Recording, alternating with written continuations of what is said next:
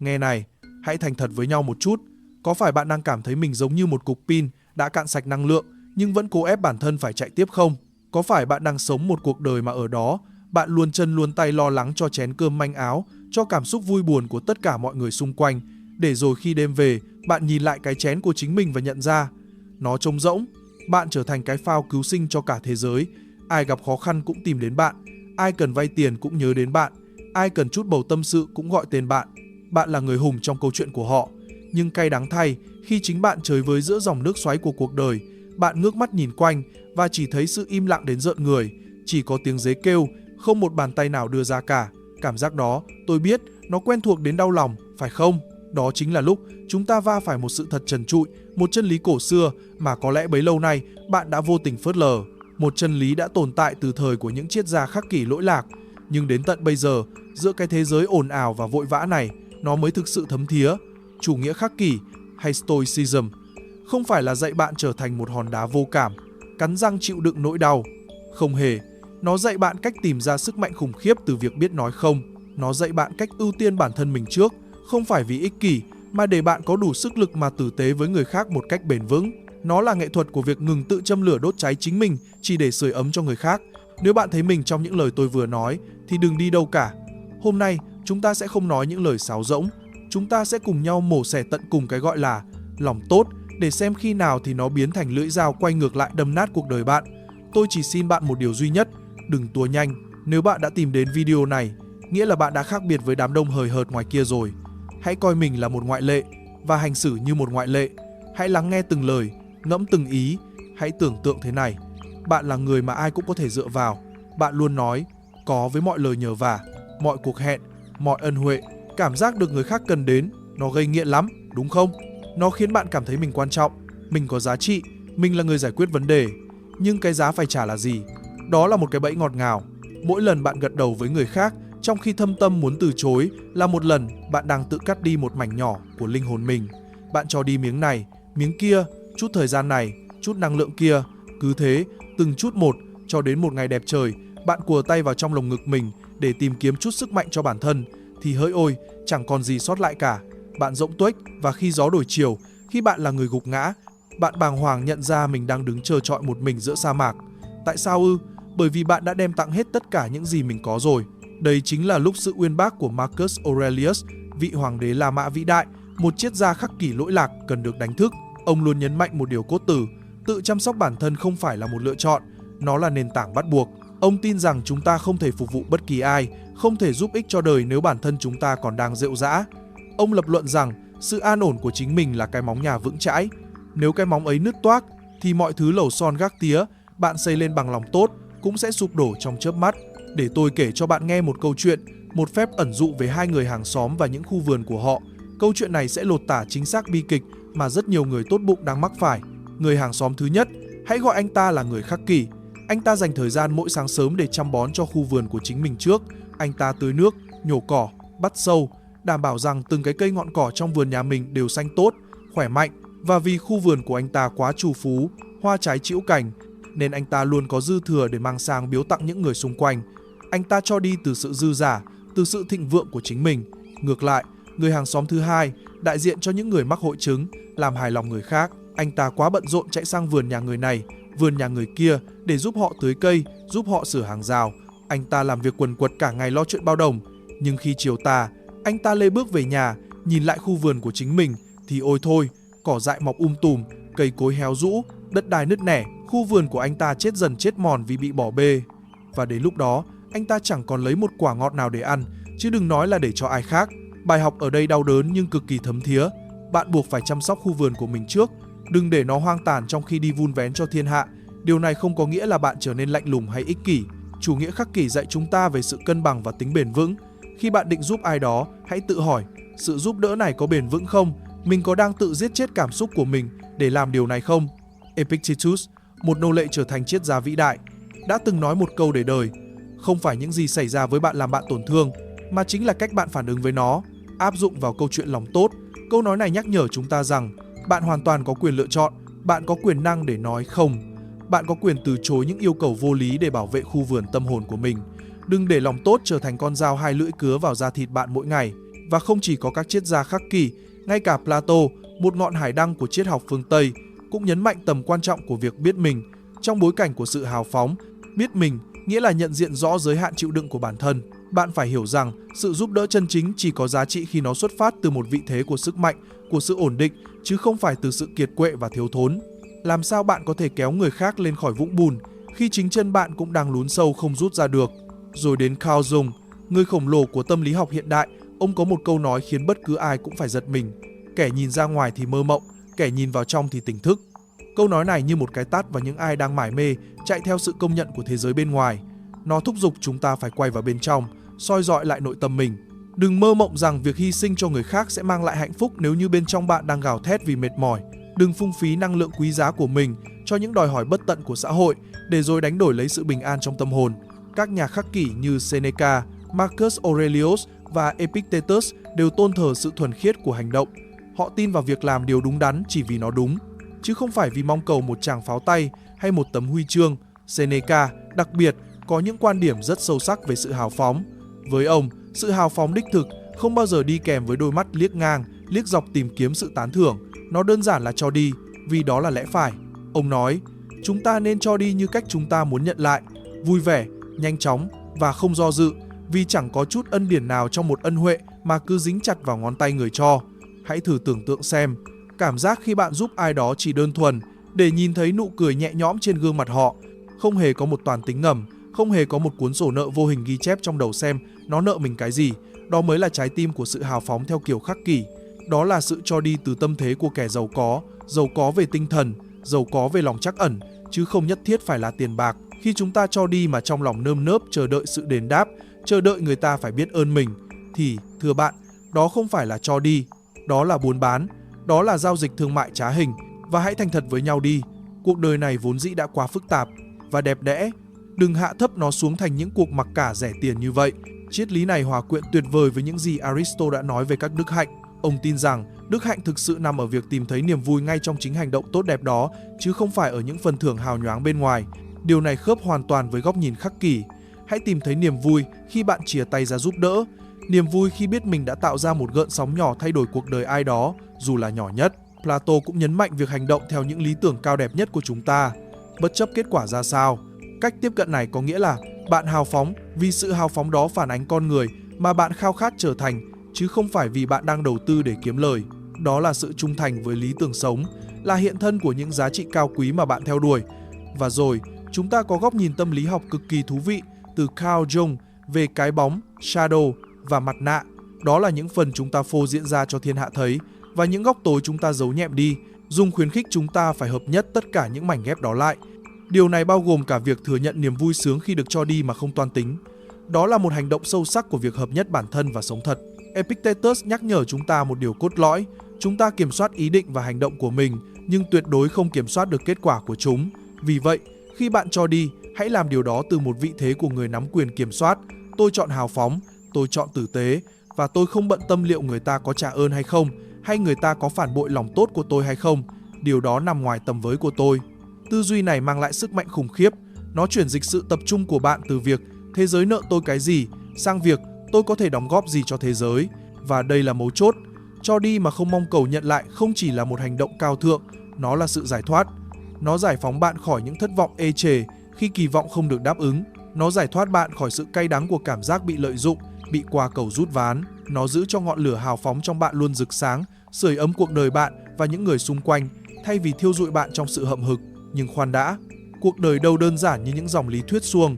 Trong cái thế giới luôn luôn bật, luôn luôn kết nối điên rồ này, có cảm giác như tất cả mọi người đều muốn xâu xé một mảnh của bạn. Họ muốn thời gian của bạn, họ muốn năng lượng của bạn, họ muốn sự chú ý của bạn. Điện thoại rung lên liên hồi, email dồn dập, tin nhắn chờ nổ tung. Áp lực phải có mặt, phải phản hồi, phải làm hài lòng tất cả khiến bạn nghẹt thở. Và đây là lúc chủ nghĩa khắc kỷ bước vào, không phải như một liều thuốc giảm đau, mà như một con dao phẫu thuật sắc bén. Nó dạy chúng ta về tầm quan trọng sống còn của việc nói không. Nhưng hãy làm rõ điều này, nói không có nghĩa là bạn quay lưng lại với nỗi đau của nhân loại, không phải là bạn trở thành kẻ máu lạnh vô tình, mà đó là hành động bảo vệ thành trì an vui của chính bạn, để bạn thực sự có đủ sức lực mà phục vụ người khác khi cần thiết nhất. Hãy để tôi kể cho bạn nghe một câu chuyện đau lòng. Một câu chuyện mà có thể bạn đã thấy đâu đó trong chính gia đình mình hay hàng xóm của bạn. Câu chuyện về một người mẹ vĩ đại. Theo cách hiểu thông thường, bà yêu con gái mình hơn cả sinh mạng. Vì tình yêu đó, bà làm tất cả mọi thứ. Bà không để cô con gái phải động móng tay vào việc gì, từ nấu ăn, giặt giũ cho đến việc giải quyết những mâu thuẫn nhỏ nhặt với bạn bè, bà đều đứng ra che chắn. Bà dọn sẵn một con đường trải đầy hoa hồng, không một viên sỏi, không một bụi gai. Bà nghĩ đó là tình yêu, bà nghĩ đó là sự hy sinh cao cả. Đời mẹ đã khổ rồi, đời con phải sướng. Nhưng than ôi, sự bao bọc đó đã vô tình tước đoạt đi quyền được trưởng thành của đứa con. Cô con gái ấy lớn lên về thể xác, nhưng tâm hồn vẫn chỉ là một đứa trẻ to xác, ngơ ngác trước cuộc đời. Cô không biết cách tự đứng dậy khi vấp ngã, vì chưa bao giờ cô kịp ngã thì mẹ đã đỡ rồi. Cô không biết cách đối mặt với bão giông, vì mẹ luôn là bức tường chắn gió. Và rồi, quy luật sinh tử tàn khốc ập đến. Ngày người mẹ qua đời, bi kịch thực sự mới bắt đầu. Tại đám tang, người ta không chỉ khóc thương người đã khuất, mà còn ái ngại nhìn người ở lại. Cô con gái đứng đó, chơi với, hoảng loạn tột độ. Cô bị ném thẳng vào dòng đời khắc nghiệt, mà không có lấy một kỹ năng sinh tồn nào trong tay. Thế giới đối với cô bỗng trở thành một nơi đáng sợ, đầy dãy nanh vuốt. Câu chuyện này tuy đơn giản, nhưng nó chứa đựng một sự thật rợn người. Sự giúp đỡ quá mức có thể làm thui chột sự phát triển của một con người. Đôi khi, lòng tốt của bạn chính là liều thuốc độc ngọt ngào giết chết khả năng tự lập của người khác. Các triết gia khắc kỷ nhắc nhở chúng ta rằng nuôi dưỡng sự độc lập cho người khác mới là món quà quý giá nhất. Bằng cách thiết lập ranh giới, bạn không hề tàn nhẫn. Ngược lại, bạn đang trao cho họ cơ hội để tìm thấy sức mạnh nội tại của chính mình. Bạn đang ép họ phải tập đi trên đôi chân của họ, thay vì cứ mãi leo lên lưng bạn mà sống gửi. Marcus Aurelius, vị hoàng đế đã cai trị cả một đế chế La Mã rộng lớn. Ông hiểu rất rõ gánh nặng của trách nhiệm. Ông đã viết rất nhiều về kỷ luật tự giác và trí tuệ để phân biệt đâu là việc trong tầm kiểm soát, đâu là việc ngoài tầm kiểm soát. Áp dụng lời dạy của ông vào khía cạnh này, chúng ta nhận ra một chân lý. Bạn có thể hỗ trợ, có thể nâng đỡ, nhưng bạn tuyệt đối không thể sống thay cuộc đời của bất kỳ ai. Bạn phải vạch ra một lằn ranh đỏ trong tâm trí. Đến đây là hết, phần còn lại là của bạn, bạn phải tự gánh vác. Đó là sự cân bằng nghiệt ngã nhưng cần thiết giữa việc hỗ trợ và việc tiếp tay cho sự ỷ lại. Hãy tự hỏi, sự giúp đỡ của mình có đang biến thành cái nạng gỗ khiến họ không chịu tập đi không? Hay nó là bàn đạp để họ bật nhảy xa hơn? Seneca, một bậc thầy khác của trường phái này, tin tưởng tuyệt đối vào giá trị của sự tự chủ. Ông cảnh báo chúng ta về cái bẫy của sự phụ thuộc. Khi bạn thiết lập ranh giới, bạn đang dạy người khác cách khai thác tài nguyên bên trong họ. Giống như Seneca đã dạy rằng, hạnh phúc đích thực phải đến từ bên trong, chứ không phải vay mượn từ hoàn cảnh bên ngoài hay dựa dẫm vào hành động của người khác. Nếu bạn cứ mãi là ngân hàng cảm xúc cho người khác rút tiền vô tội vạ, bạn đang hại họ và hại cả chính mình. Và chúng ta không thể bỏ qua khái niệm trung đạo Golden Mean của Aristotle. Ông cho rằng đức hạnh nằm ở điểm cân bằng giữa hai thái cực. Trong bối cảnh của việc thiết lập ranh giới, đó là điểm nằm giữa sự tận tụy mù quáng và sự thờ ơ lạnh lùng. Đó là điểm cân bằng vàng, nơi bạn vừa giữ được lòng trắc ẩn, vừa bảo toàn được sức khỏe và hạnh phúc của chính mình. Đây là một dạng trí tuệ thực hành, thứ mà người Hy Lạp cổ đại gọi là phronesis. Nó hướng dẫn chúng ta đưa ra những quyết định tốt cho cả đôi bên, không phải cứ hy sinh là tốt và không phải cứ từ chối là xấu. Hãy nhìn sang Plato. Ông nhấn mạnh về một linh hồn trật tự, nơi các phần khác nhau của bản thân hoạt động hài hòa. Khi bạn thiết lập ranh giới, bạn đang tạo ra trật tự cho nội tâm hỗn loạn của mình. Bạn xác định rõ cái gì bạn chấp nhận, cái gì bạn kiên quyết từ chối.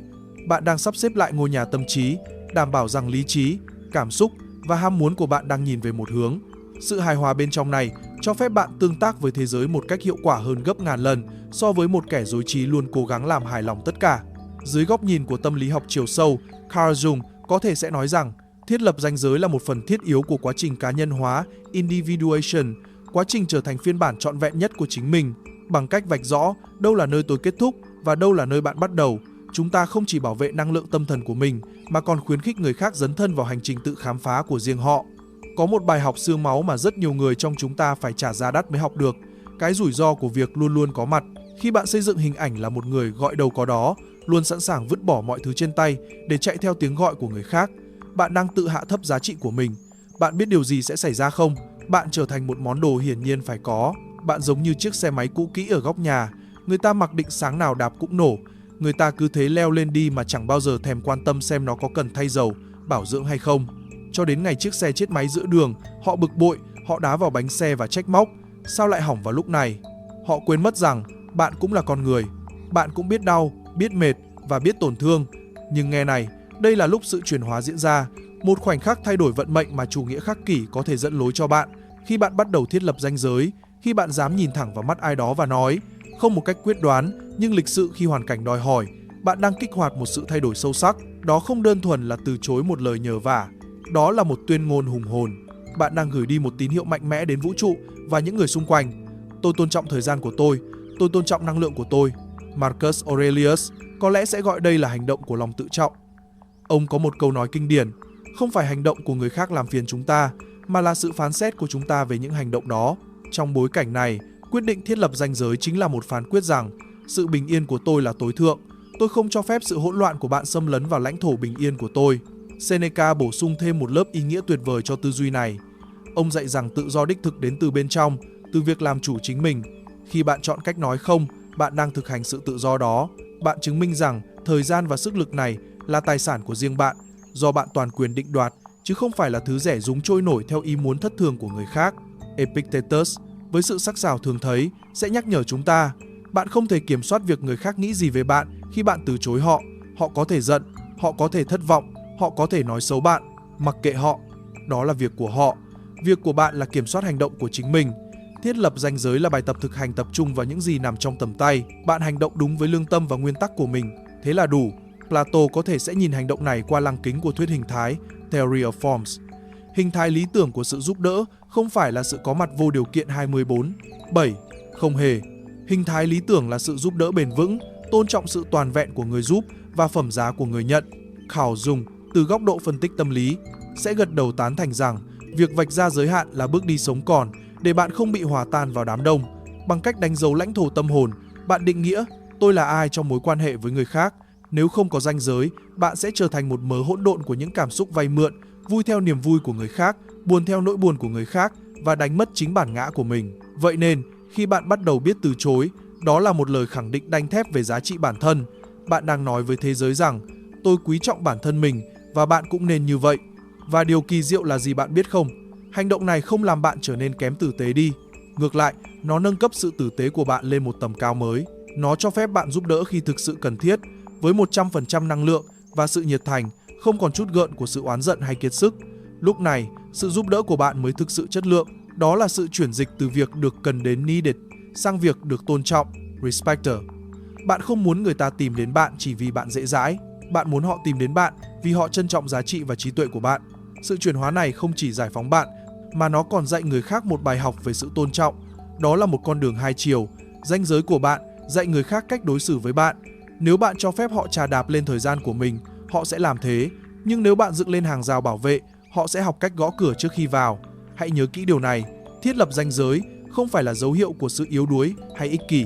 Đó là bản tuyên ngôn của lòng tự trọng, là bước đi thiết yếu để xây dựng những mối quan hệ lành mạnh, cân bằng, bằng cách trân trọng thời gian và năng lượng của chính mình.